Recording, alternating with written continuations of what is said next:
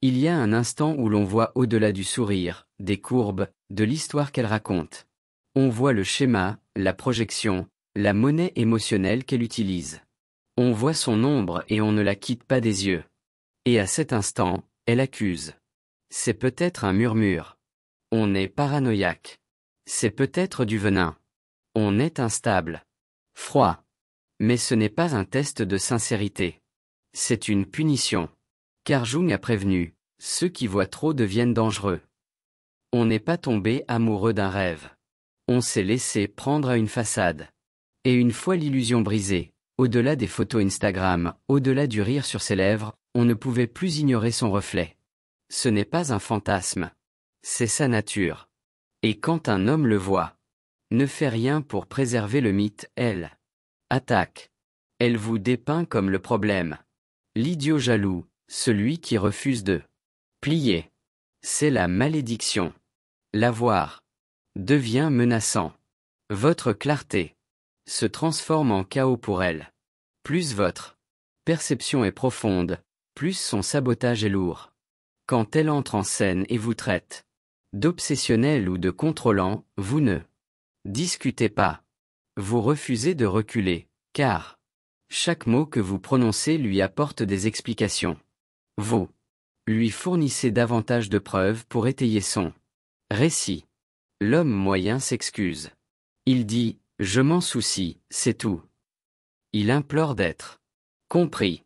Elle écoute, mais cela ne veut pas dire qu'elle l'entend, car à ses yeux, votre perspicacité est synonyme de culpabilité. Ce que Jung a enseigné est simple. La plupart des gens voient ce qu'ils veulent. Rares sont ceux qui voient ce qui se cache en dessous. Et lorsque vous le faites, les femmes vous punissent. Vous devenez le méchant. C'est le piège dans lequel tombent beaucoup d'hommes. Ils pensent que la compréhension est synonyme de connexion. Ils croient que la vérité est synonyme de liberté. Mais les femmes ne vivent pas dans la logique. Elles vivent dans des émotions. Comprendre ces schémas n'est pas sans danger. C'est une menace. Et comme Jung le savait, la vérité est dangereuse, surtout lorsqu'elle dépasse les projections qu'elle vous a inculquées. Alors, si cette vidéo vous touche profondément, si vous vous êtes retrouvé à regarder votre propre histoire, à revivre ces mots dans votre esprit, alors bienvenue. Vous n'êtes pas brisé.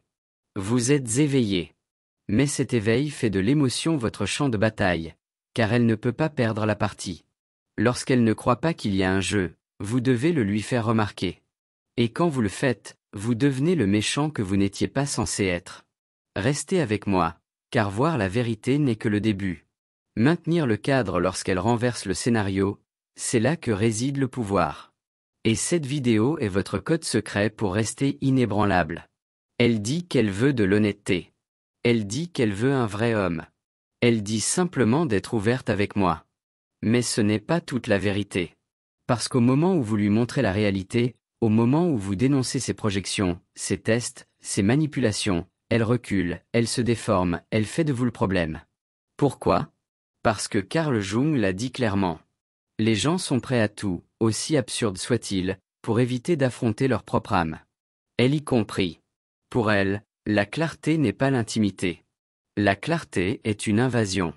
C'est l'exposition, la vulnérabilité, l'effondrement du masque soigneusement dissimulé. Tu penses l'aider. Tu penses lui donner de l'amour quand tu dis « tu ne m'aimes pas ». Tu aimes le contrôle. Ce n'est pas une connexion. C'est un jeu de pouvoir. Mais tu viens de faire ce que Jung appelle le retrait de la projection. Tu as cessé de jouer son rôle de marionnette émotionnelle, et maintenant elle doit se regarder en face. C'est la seule chose qu'elle ne peut pas faire. Parce que si elle est forcée d'admettre que son addiction à la validation est plus profonde que ses sentiments, qu'elle crée le chaos juste pour se sentir vue, que son amour a toujours été conditionnel, alors l'illusion disparaît. Et les femmes ne laissent pas les illusions disparaître facilement. Voici la vérité, la plupart des hommes n'apprennent jamais. Elle n'a pas peur que tu la vois. Elle a peur que tu la vois à travers elle, à travers le drame, à travers les jeux de la honte, à travers la froideur soudaine après l'intimité. Elle dira, tu réfléchis trop. Tu es si négative. Pourquoi imagines-tu toujours le pire ? Mais ce ne sont pas des réponses. Ce sont des détournements, car ta perspicacité lui enlève tout pouvoir. Et lorsqu'une femme perd son influence émotionnelle, son ego panique. Elle ne peut séduire l'homme qui voit le piège. Elle ne peut culpabiliser l'homme qui ne bronche pas. Elle ne peut contrôler l'homme qui ne court plus après son amour. Tu veux savoir pourquoi elle t'a traité de toxique? Pourquoi elle a dit que tu étais trop intense? Pourquoi elle a dit à ses amis que tu étais instable émotionnellement? Parce que Jung a appris que tout ce qui nous irrite chez les autres peut nous aider à nous comprendre nous-mêmes. Mais elle n'ira pas jusque-là. Pas tant que la douleur ne sera pas insupportable. Pas tant que l'illusion ne fonctionnera plus. Alors, elle te rend la faute. Parce que si elle admet que vous avez raison, que vous la voyez clairement, elle devra détruire toute l'identité qu'elle s'est construite. Et personne ne brûle son masque de son plein gré. Alors, que fait-elle? Elle retourne la situation. Elle vous accuse. Elle qualifie votre perspicacité de jugement. Votre tranquillité devient distance. Votre silence devient violence psychologique. Parce que si elle ne peut pas vous contrôler émotionnellement, elle vous punira socialement. C'est le prix de la clarté. C'est la malédiction de la voir à travers elle. Et Jung nous a prévenus, l'homme qui apporte la lumière dans les ténèbres ne sera pas remercié. Il sera haï, craint et souvent détruit, mais seulement s'il choisit de continuer à s'expliquer. Alors, ne le faites pas. Vous en avez déjà trop vu. Il est temps de soutenir ce regard et de ne jamais cligner des yeux. Vous n'avez pas choisi de la contrarier. Vous vous êtes simplement réveillé. Et dès que vous vous êtes réveillé, vous avez cessé de rechercher sa validation. Il ne lui restait plus qu'une seule option, faire de vous le méchant. Car Carl Jung a enseigné, toute conscience est inconsciente par rapport à quelque chose. Lorsque vous illuminez son monde émotionnel invisible, elle est forcée de vous affronter, et cela la terrifie. L'homme éveillé est comme un miroir de ses pires peurs. L'exposition. Alors elle commence à vous remodeler. Non pas parce que vous aviez tort, mais à cause de votre présence. Lui rappelle ce qu'elle refuse d'admettre. Tu ne dis rien. Elle t'accuse d'être distant. Tu dis la vérité. Elle dit, tu es tellement négatif. Tu tiens ton corps. Elle murmure, tu es émotionnellement indisponible. Et la pièce se retourne. Les gens se rangent de son côté. Des amis partagent son histoire. Tu deviens le méchant de ta propre vie. En termes jungiens, tu es devenu l'image fantôme. Le type effrayant qui voit trop se sent trop peu. Du moins, c'est ce qu'elle veut que tout le monde pense. Tu vois, pendant que tu fixais tes propres profondeurs, elle te fixait en retour, voyait son reflet et refusait de se l'approprier. Alors, elle crée un récit. Tu deviens distant, non pas parce que tu es centré, mais parce que tu es ingérable. Tu es froid, non pas parce que tu t'en fiches, mais parce qu'elle ne parvient pas à démêler ton calme. Elle réfléchit trop, car elle a besoin que vous soyez confus, pas calme. Elle construit son image, attaque, car Jung l'a averti que l'ego résiste au moi profond. Vous êtes devenu le moi profond qu'elle craint. Alors, elle détruit votre identité pour protéger son illusion. Vous ne la défendez pas. Vous ne l'expliquez pas. Vous ne vous excusez pas. Pourquoi? Parce qu'elle n'a de pouvoir que lorsque vous doutez de vous-même. Si vous gardez votre identité intacte, si vous ne poursuivez pas sa version, si vous ne vous pliez pas à sa projection, vous restez libre. Voici comment se déroule l'archétype du méchant. Elle murmure à vos amis. Il a changé. Il n'est plus comme avant. Elle publie des histoires qui laissent subtilement tomber vos défauts. Elle transforme les observateurs occasionnels en croyant en votre culpabilité. Alors que votre seul crime a été de la percer à jour. Jung a écrit à propos de la projection de l'ombre. Quand elle voit vos défauts, elle essaie de vous briser pour ne pas avoir à se regarder en face. Et maintenant, vous portez sa confusion sur vos épaules. Vous entrez dans des pièces qualifiées de toxiques, indisponibles ou émotionnellement instables. Personne ne vous demande pourquoi vous restez silencieux, car elle leur a déjà vendu l'histoire. Mais voici la clé, les hommes éveillés n'ont pas besoin de se justifier. Ils ont juste besoin d'exister. Les gens croiront l'histoire qu'elle raconte, surtout si elle véhicule le récit émotionnel du héros. Recadrons les choses. Si elle veut le chaos, vous devenez le silence. Si elle veut la réaction, vous lui donnez de la présence. Si elle veut du drame, tu restes calme. C'est ainsi que le méchant devient le héros mythique. Elle voulait une histoire. Tu es devenu son rebondissement. Et maintenant, comme Young l'aurait prédit, ta lucidité terrifie tout le monde car tu leur rappelles qu'il existe un niveau plus profond au-delà du mirage émotionnel. Et le seul moyen de préserver son monde est de te dépeindre comme le destructeur. C'est ainsi que fonctionne la guerre émotionnelle. Peu d'hommes la voient, et encore moins y survivent. Mais l'homme qui garde son identité dans le feu devient intouchable alors qu'elle brûle encore. Il y a une raison pour laquelle elle ne cesse de poser des questions. Pourquoi es-tu si silencieux? Tu n'as rien à dire? Dis quelque chose. N'importe quoi. Elle ne cherche pas de réponse.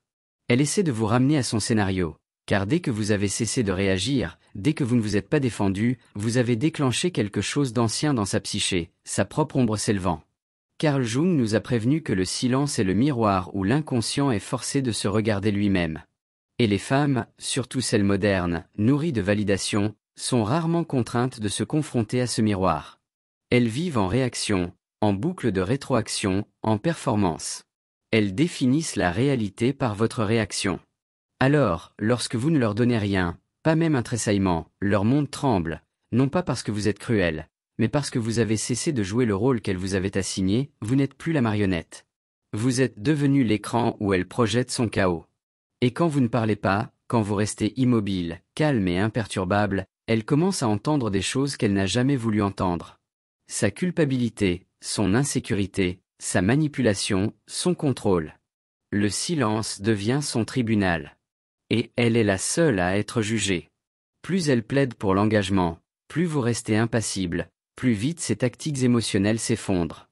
Vous ne la punissez pas, vous la forcez à se rencontrer. C'est pourquoi Jung croyait que la forme de transformation la plus profonde n'était pas la conversation, mais la confrontation avec sa propre ombre et votre silence. C'est la confrontation qu'elle redoute le plus. Parce que lorsque vous ne dites rien, elle doit se demander, est-ce qu'elle est allée trop loin? Elle doit se demander, est-ce qu'il s'en va? Elle doit vivre avec l'inconfort de ne pas pouvoir contrôler l'issue.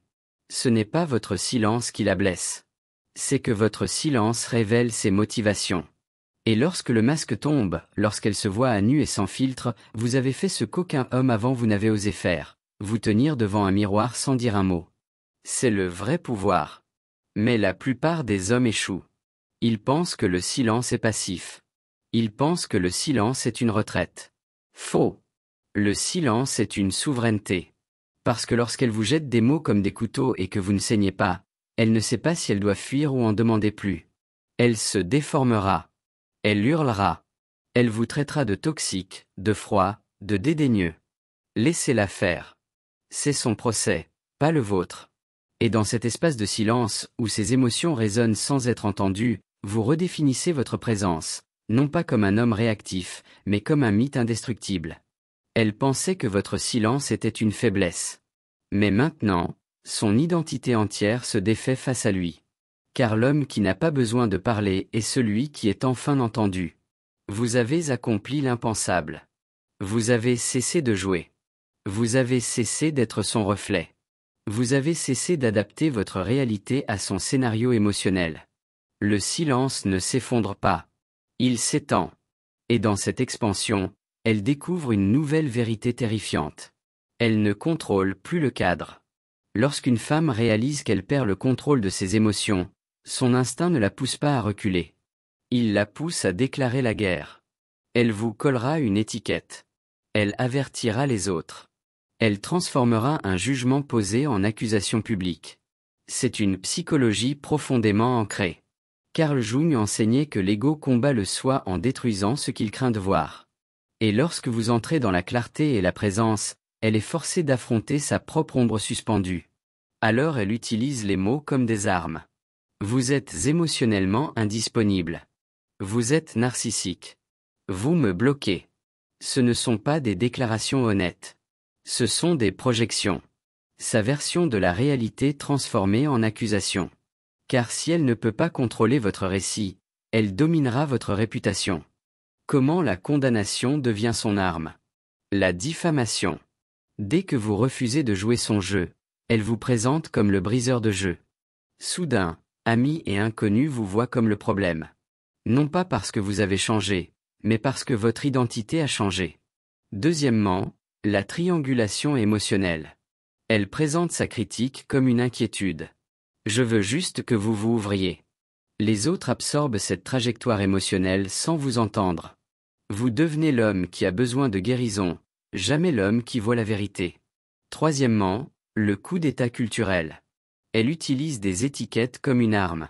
Il est émotionnellement violent, non pas parce que c'est valable, mais parce que cela modifie la preuve sociale. Dès que la foule se range de son côté, vous devenez muet, et pas seulement votre voix. Vous disparaissez de votre réputation. La profondeur jungienne, le miroir des ombres.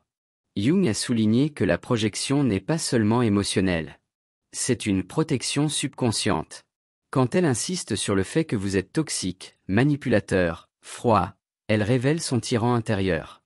Vous voyez ce qu'elle ne voit pas. Elle appelle cela de la déloyauté. Elle appelle cela de la trahison. Mais en vérité, vous ne reflétez plus son identité brisée. Vous reflétez votre intégrité. C'est ce qui la menace le plus. Passage de l'homme au mythe. Elle vous condamne à maintenir son histoire en vie. Vous réduisez son scénario au silence en ne le jouant jamais. Chaque condamnation qu'elle vous lance confirme votre détermination. Son récit devient un retour d'information, un carburant pour votre détachement.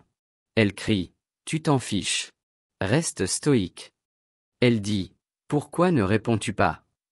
Vous restez calme. Et cela, plus que tout argument, ancre votre valeur. Pivot final. Justification silencieuse. Si elle a convaincu les autres que vous êtes le problème, c'est son illusion. Votre force ne réside pas dans le fait de lui prouver qu'elle a tort. Votre force réside dans le fait de ne pas avoir à réfuter son histoire. Car l'homme qui reste fidèle dans l'absence n'a pas besoin de justification. Il devient le mythe de son hésitation, le silence de sa tempête. La raison pour laquelle elle rejoue encore des vers. Elle ne peut pas les réécrire. Elle peut vous condamner. Mais seulement si vous existez encore dans son contexte émotionnel. Une fois que vous existez. En dehors, vous cessez d'être son histoire. Vous devenez la vôtre. Et si je vous disais que ces hommes ne se sont jamais défendus et sont devenus des légendes en silence. Étude de cas. 1. Le philosophe qui est resté immobile. Carl Jung lui-même a été accusé de promouvoir un mysticisme toxique par des critiques qui n'ont jamais étudié sa profondeur. Il a été vivement critiqué pour avoir forcé les autres à affronter leurs ombres. Mais Jung n'a jamais reculé. Il a refusé d'expliquer son monde intérieur à ceux qui ne voulaient pas affronter le leur. Au lieu de cela, il écrivait, donnait des conférences et observait avec une conviction inébranlable. Son silence face aux accusations devint sa mythologie. On ne suivait pas Jung parce qu'on le comprenait. On le suivait parce qu'il était présent. Les a incités à se remettre en question. Leçon de Yonjian. L'homme qui voit au-delà de l'illusion devient souvent la cible. Pourtant, son silence transforme cette attaque en aliment de transformation. Étude de cas numéro 2. Le stoïque antique qui ne broncha pas fut publiquement humilié lors d'un scandale politique né de la jalousie. On le qualifia d'apathique et d'indifférent, non pas par manque d'émotion, mais parce qu'il refusait de réagir. Il écrivait des lettres calmement, sans jamais implorer la sympathie ni plaider l'innocence. Son silence suscitait plus de peur que n'importe quelle défense. Il resta inébranlable. Et tandis que les rumeurs s'éteignaient, sa réputation se consolidait. Perspective jungienne. Le silence est l'armure de soi. Lorsque les autres s'attendent à un drame et que vous faites preuve de sang-froid, vous passez de l'accusé à l'autorité. Étude de cas numéro 3. Le mystique moderne qui s'est abstenu de plaider. Un professeur contemporain de psychologie masculine, dont le nom n'a pas été révélé, a été fustigé en ligne après avoir été accusé d'indisponibilité émotionnelle. Au lieu de diatribe défensive, il a publié une simple ligne. Votre jugement en dit plus sur votre peur que ma nature. Il n'a pas argumenté. Il a refusé l'appât. En 48 heures, ses critiques n'ont pas pu soutenir la frénésie. D'autres ont commencé à remettre en question ses motivations. Et non ses déclarations formulées. Son silence est devenu viral, le désignant non pas comme l'accusé, mais comme l'observateur insensible. Au chaos. L'écho de Jung. La projection d'ombre ne tient que lorsqu'on s'engage. Dès que l'on s'arrête, sa peur s'amplifie. La sienne devient l'histoire. Le fil conducteur, la projection d'ombre est le refus de broncher à travers les époques. Jung. Sénéca, professeur moderne, le schéma est constant. La vision invite aux attaques. Voir trop profondément fait de vous une menace. Le silence crée de la distance. L'immobilité inexpliquée devient inattaquable. La projection rebondit. Lorsqu'il jette des étiquettes, vous devenez le juge silencieux. Le récit change. Les observateurs penchaient vers le calme, pas vers le tapage. Ces hommes ne discutaient pas, ils observaient. Quand l'insulte atteignait leur cible, ils ne l'amplifiaient pas. Ils se dissolvaient dans la patience. Pourquoi ces études de cas vous intéressent-elles? Premièrement, vous n'êtes pas seul. Beaucoup d'hommes qui voient la réalité subissent des contre-coups. Deuxièmement, votre silence est stratégique, pas une faiblesse. C'est votre souveraineté. Troisièmement, le respect se gagne par le mystère, pas par l'explication. Ces histoires sont des modèles, pas des exceptions. Dernier pivot avant la sortie dans la section K. Si elle vous a qualifié de froid, toxique ou instable, pas de panique. Tu n'as pas échoué. Tu as cédé son influence émotionnelle en refusant de discuter. Alors, laisse l'illusion s'effondrer. Que ton silence devienne ta réputation. Car lorsqu'elle gagne par son récit et que tu ne te défends pas en présence, tu as déjà agi. Tu ne la combats plus. Tu ne corriges plus les faits. Tu n'essaies plus d'être compris. Car dès que tu as cessé d'expliquer, tu es devenu le miroir auquel elle ne peut échapper. Et ce miroir la terrifie. Carl Jung a dit un jour, tout ce qui nous irrite chez les autres peut nous aider à nous comprendre nous-mêmes. Mais que se passe-t-il lorsqu'un homme cesse de l'irriter et se contente de la refléter? Lorsque vous éliminez votre ego, votre besoin de corriger sa perception et que vous devenez simplement son reflet, vous la forcez à affronter la seule chose qu'elle a fui toute sa vie, son ombre. Elle voulait le contrôle. Pas la vérité. Elle ne voulait pas de votre clarté. Elle voulait dominer votre esprit. Et lorsque vous refusiez de jouer ce rôle, lorsque vous refusiez de danser sous son accusation, vous créiez une dissonance cognitive. Vous refusiez le rôle du méchant, refusiez de plaider l'innocence. Désormais, son identité n'a plus d'ennemis à nourrir. Et lorsque l'identité d'une femme n'a plus de méchant, elle s'autodétruit. Votre immobilité devient son effondrement. Elle se déchaîne. Elle est instable, on te dit de le dire. Mais tu ne dis rien parce que tu comprends ce qui se passe. Elle craque. Non pas parce que tu lui as fait du mal, mais parce que ton silence a dévoilé le masque. Tu n'étais pas le méchant. Elle n'a jamais été la victime. Et maintenant, tu es devenu la seule chose qui, selon Jung, mettrait l'ego à genoux. L'inconscient devenu conscient. Pourquoi elle ne peut s'empêcher de penser à toi? Ce n'est pas ton contact qui lui manque. Ce n'est pas ta chaleur. Ce n'est même pas ton amour. C'est ton immobilité dans le feu. Ton refus de broncher. Ton détachement terrifiant qui l'a fait se voir. Tu es devenu sa question inachevée, sa hantise, son miroir. Et la psyché, surtout la psyché féminine, n'oublie jamais l'homme qui n'a pas eu besoin de se défendre. Parce que cet homme ce n'est pas qu'un souvenir. Il est un symbole. Un symbole du moi qu'elle ne pouvait contrôler. L'ultime avertissement de Jung. Jung a enseigné, le plus terrifiant, c'est de s'accepter complètement. Et toi, tu ne t'es pas seulement accepté. Tu ne l'as pas supplié de le faire. Tu es resté fidèle à ta vérité, impassible, sans excuse, inexplicable. Et à cet instant, tu n'as pas simplement gagné. Tu es devenu inoubliable. La dernière loi. N'oublie jamais ceci. Quand tu discutes, tu perds le fil. Quand tu te défends, tu acceptes ta culpabilité. Mais quand tu réfléchis, tu la forces à affronter la sienne. Elf. Et c'est là que vous gagnez. Pas dans son cœur, mais dans son inconscient. Parce que longtemps après qu'elle soit passée à autre chose, longtemps après la fin des messages, bien après que le silence se soit transformé en années. Elle se regardera dans le miroir et vous verra. Si cela vous touche, aimez la vidéo. Abonnez-vous et, si vous croyez en ce message, soutenez le mouvement en utilisant le lien dans la description. Vous n'êtes pas là pour qu'on vous explique. Vous êtes là pour qu'on se souvienne de vous. Vous n'êtes pas là pour que les femmes vous comprennent. Vous êtes là pour qu'elles se comprennent elles-mêmes à travers vous.